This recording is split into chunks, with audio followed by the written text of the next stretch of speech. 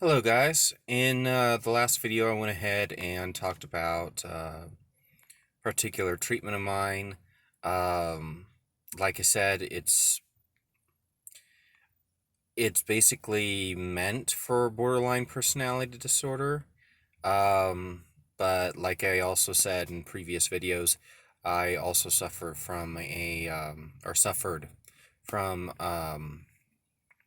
a lot of PTSD and um, bipolar 2 and synesthesia, all of which together created this like perfect storm of reinforcing symptoms, and when combined with the borderline personality disorder. And so it just was a real nightmare to try to diagnose anything, try and figure out what in the world I was dealing with. So, but the thing is that without understanding what you're dealing with, you're kind of ice skating uphill. You can make progress, but it's not gonna really start taking off until you reach that moment of clarity at the top of that hill. Okay? Um that being said, this is not one of those you put in the hard work and you get the reward of it particularly. That is a way, sort of, but you got to work smart as you work hard in order to figure it out. You got to ask yourself a lot of uh, deep questions. You've got to really get to know yourself well. And then you got to go out and try and find something. And maybe you don't know where to start. And that's a very good place to use modern psychologists, um, especially if you can get your hands, or if you can get any access to alternative psychologists, could be extremely helpful.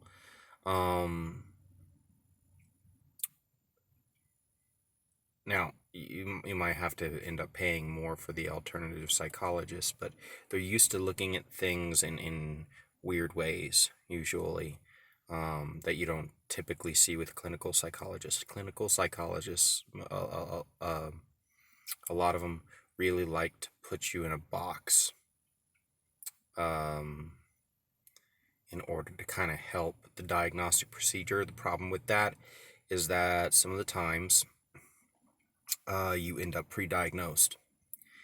And the danger of being pre-diagnosed is that if you've identified certain symptoms and those symptoms are indicative of a certain disorder, but the why between the two, or the how between the two, are totally different, then the first diagnosis can actually mislead.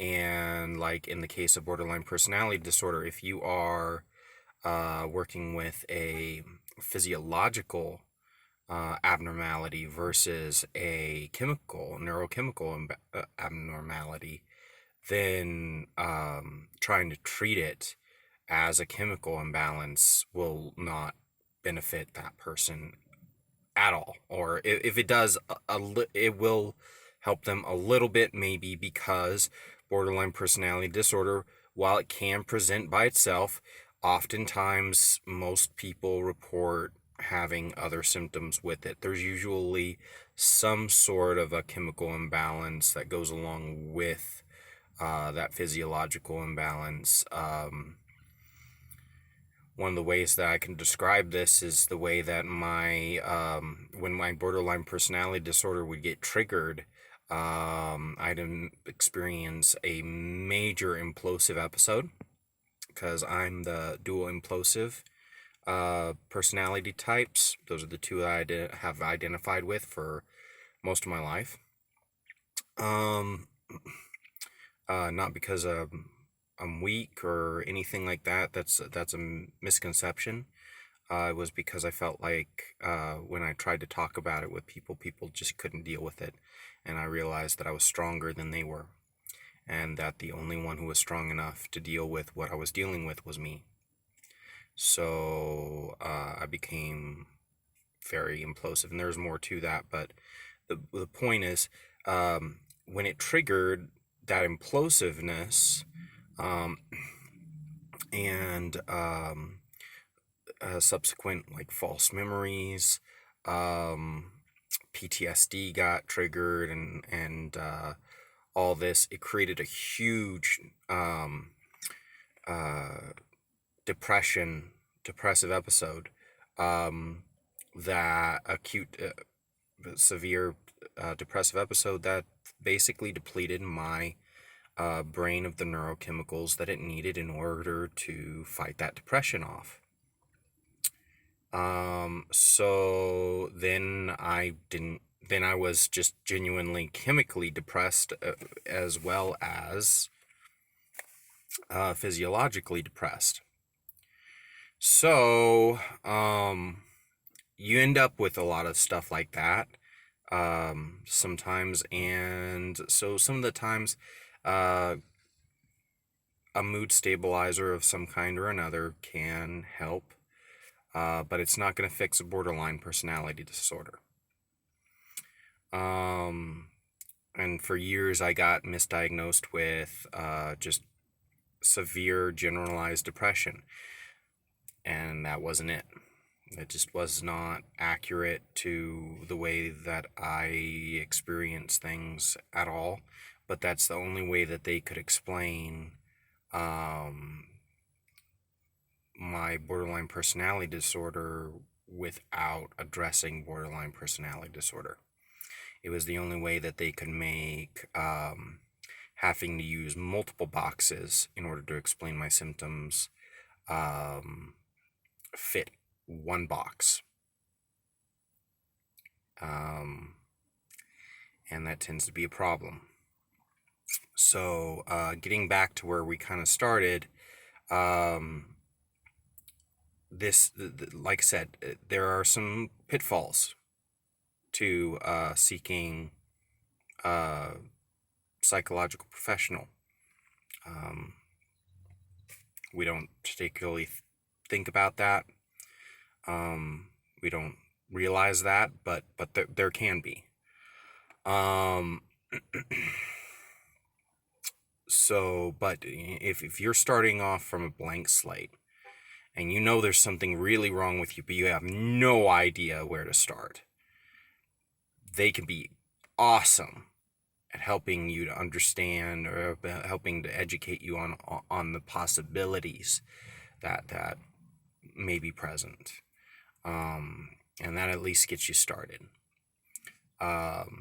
But eventually you're gonna have to start looking into it more yourself, because if you are suffering from compounding symptoms rather than just one particular disorder, or I should say compounding disorders rather than one particular disorder, then it's going to be next to impossible to get you diagnosed, because you're probably not going to be able to offer them a good baseline. There's going to be so many ways that each disorder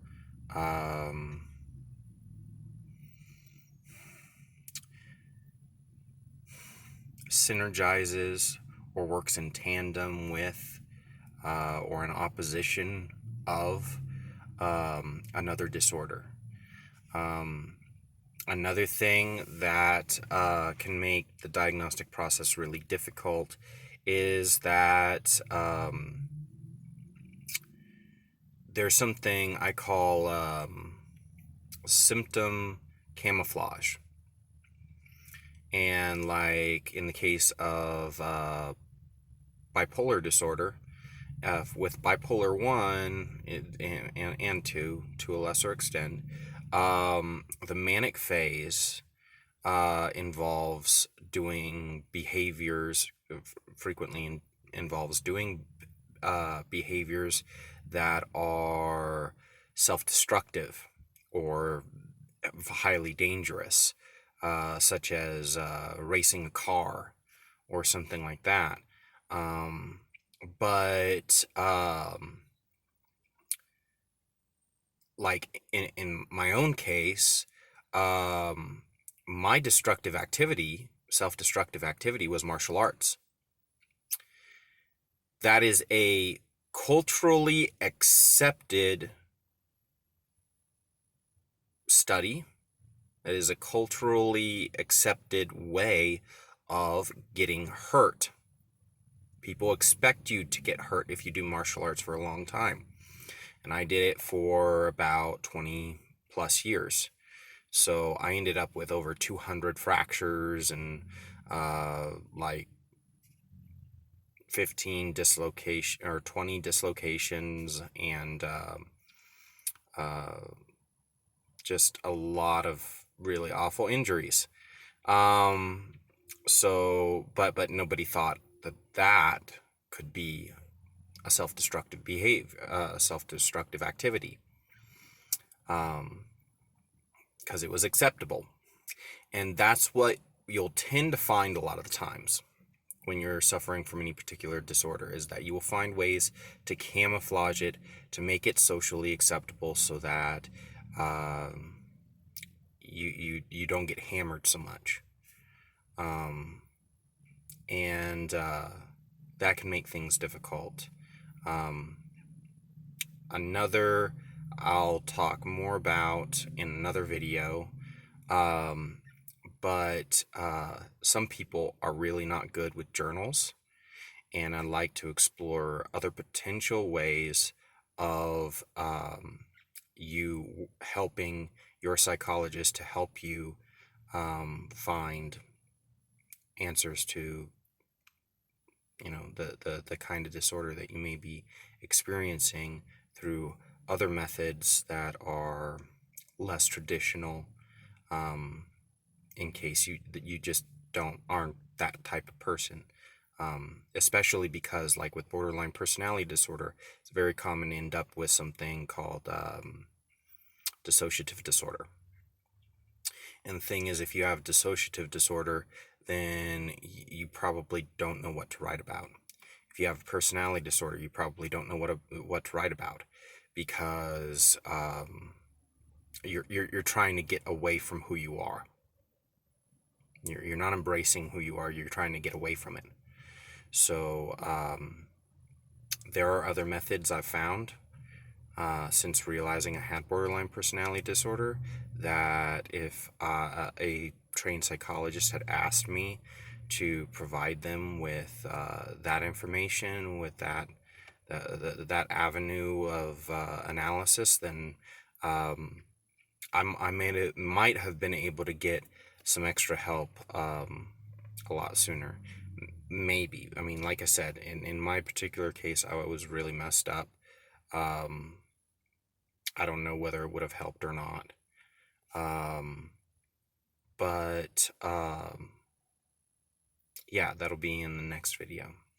So anyway, thanks for watching. If you guys have any questions, any comments, go ahead and use the comment section. I will do my best to respond to whatever you throw at me. So have a great day.